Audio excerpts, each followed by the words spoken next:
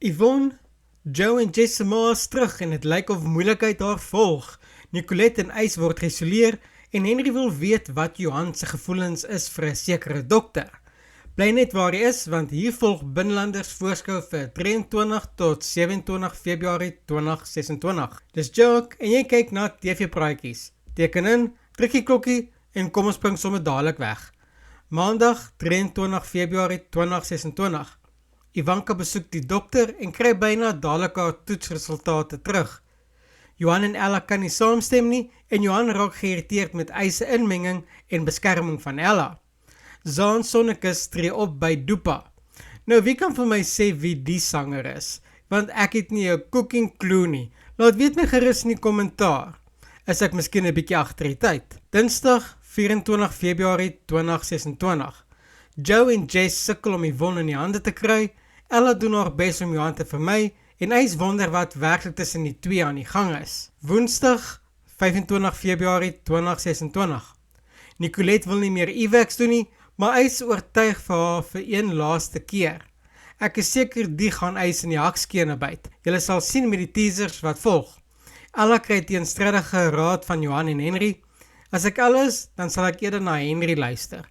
Johan sal van die wa van die sloot help en veral as hy iets daaruit kan kry. En 'n verdagte man vra oor Yvonne. Donderdag 26 Februarie 2026.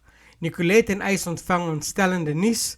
Ella bieg byna alles aan Henry en Max weier om betrokke te raak by Yvonne se drastiese planne. Jess word dopgehou. Vrydag 27 Februarie 2026. Joe soek desperaat na 'n dokter met doodsertifikate vervals. Na aanleiding van donderdag se teasers kan ons aanneem dat die doodsertifikaat vir Yvonne is. Wil seker haar dood fake sodat die mense wat agter haar is dink sy is dood.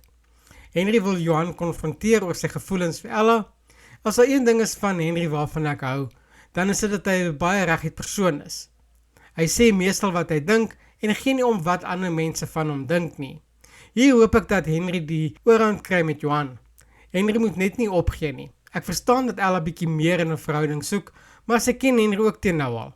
Jy gaan hom nie verander nie. Johan en sy het wel 'n verlede en dit het nie goed geëindig nie.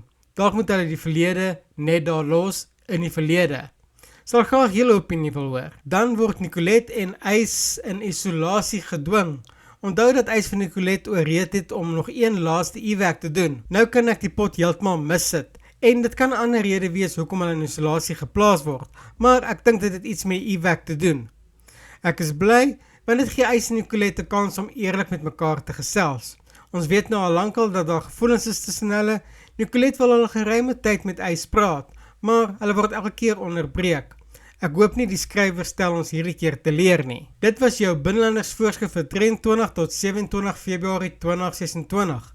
As jy van die video gehou het, moenie vergeet om te like nie en dan laat weet jy my wat jy dink van Yvonne se terugkeer en hoop julle ook dat Ys en Nicolette uiteindelik hulle liefde vir mekaar sal verklaar. Sien julle in die volgende video.